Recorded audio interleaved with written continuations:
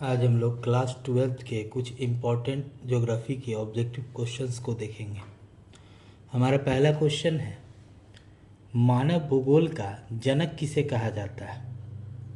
तो मानव भूगोल का जनक फ्रेडरिक रेटजेल को कहा जाता है। हमारा दूसरा क्वेश्चन है, मानव भूगोल किसका अध्ययन करता है? तो मानव भूगोल मानव और पर्यावरण के संबंध का अध्ययन करता है। मानव भूगोल का विकास किस शताब्दी में हुआ? मानव भूगोल का विकास 19वीं शताब्दी में हुआ। मानव भूगोल का मूल आधार क्या है? तो मानव भूगोल का मूल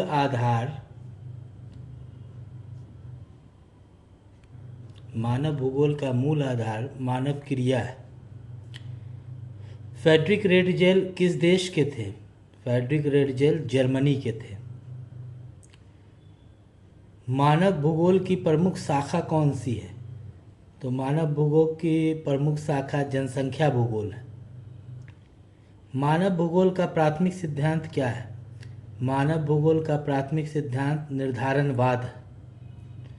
मानव भूगोल में कितनी अवस्थाएं मानी जाती है? मानव भूगोल में 3 अवस्थाएं पाई जाती है। हमारा अगला क्वेश्चन है, आधुनिक मानव भूगोल किस पर बल देता है?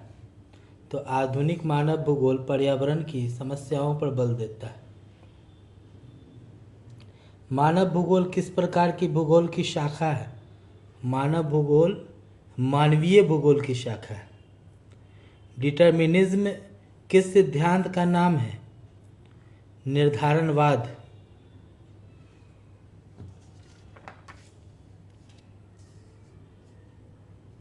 मानव भूगोल के अनुसार किसका मानव जीवन पर प्रभाव पड़ता है? हमारा आंसर होगा पर्यावरण पर। मानव भूगोल का आधुनिक युग किस शताब्दी से शुरू हुआ? 19वीं शताब्दी से शुरू हुआ। मानव भूगोल में किसका अध्ययन नहीं किया जाता? ग्रहों की गति का अध्ययन नहीं किया जाता। मानव भूगोल किस भूगोल की शाखा के अंतर्गत आता है? हमारा आंसर होगा सामाजिक भूगोल। संभाव्यवाद का सिद्धांत किसने दिया था? तो संभाव्यवाद का सिद्धांत लुसियन फेवरे ने दिया था। भूगोल में डिटर्मिनिज्म का अर्थ क्या है? भूगोल में डिटर्मिनिज्म का अर्थ पर्यावरणीय निर्धारण है। मानव भूगोल का अध्ययन क्यों किया जाता है? मानव और पर्यावरण के संबंध जानने हेतु। संभाव्यवाद किस देश में सर्वप्रथम प्रचलित हुआ? फ्रांस में। एंथ्रोपोजियोग्राफी शब्द किसने दिया है? फ्रेडरिक रेटजेल ने दिया। एंथ्रोपोजियोग्राफी का शब्द का अर्थ क्या है? मानव भूगोल। संभाव्यवाद किस सिद्धांत का नाम है? तो संभाव्यता। मानव भूगोल की स्थापना किस सिद्धांत के विरोध में हुई? डिटर्मिनिज्म के विरोध में। मानव भूगोल की प्रारंभिक अवस्था किस पर आधारित थी? पर्यावरणीय निर्धारणवाद पे। किस भूगोलवेता ने मानव भूगोल को मानवता विज्ञान कहा? एलन चीज़होल्म ने कहा था। किसने कहा था? एलन चीज़होल्म ने। संभाव्यवाद किसने प्रतिपादित किया? लुसियन फेवरे ने। आधुनिक मानव भूगोल किस पर बल देता है? पर्यावरणीय समस्याओं पर। मानव भूगोल की प्रमुख शाखाएं कितनी हैं? मानव भूगोल की 4 शाखाएं। मानव भूगोल की कौन सी शाखा जनसंख्या का अध्ययन कराती है? जनसंख्या भूगोल। मानव भूगोल की किस शाखा में धर्म, भाषा, रीति रिवाज का अध्ययन होता है? सांस्कृतिक भूगोल। मानव भूगोल में किसका अधिक महत्व होता है? मानव क्रियाओं का। डिटर्मिनिज्म सिद्धांत का प्रमुख प्रवक्ता कौन था? फ्रेडरिक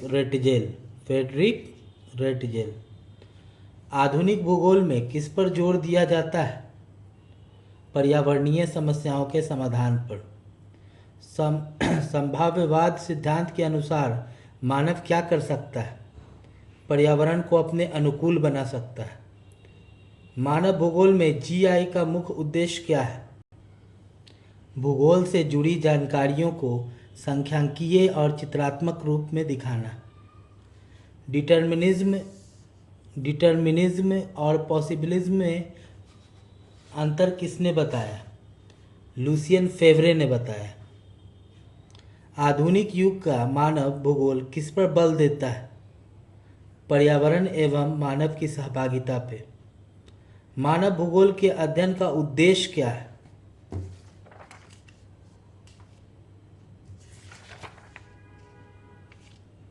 मानव भूगोल के अध्ययन का उद्देश्य है पर्यावरण एवं मानव संबंध को समझना। मैन एनवायरमेंट इंटरेक्शन किस भूगोल का मुख्य विषय है? तो मानव भूगोल का। मानव भूगोल में कितने प्रमुख चरण माने गए हैं? 3। मानव भूगोल का मुख्य अध्ययन किस पर केंद्रित है? मानव एवं पर्यावरण संबंध। किस सिद्धांत में माना जाता है कि मानव पर्यावरण का गुलाम है? निर्धारणवाद। मानव भूगोल की कौन सी शाखा आर्थिक गतिविधियों का अध्ययन कराती है? आर्थिक भूगोल। कौन सा सिद्धांत मानव को पर्यावरण पर निर्भर मानता है? डिटर्मिनिज्म। डिटर्मिनिज्म शब्द का हिंदी अर्थ क्या है? पर्यावरणीय निर्धारणवाद।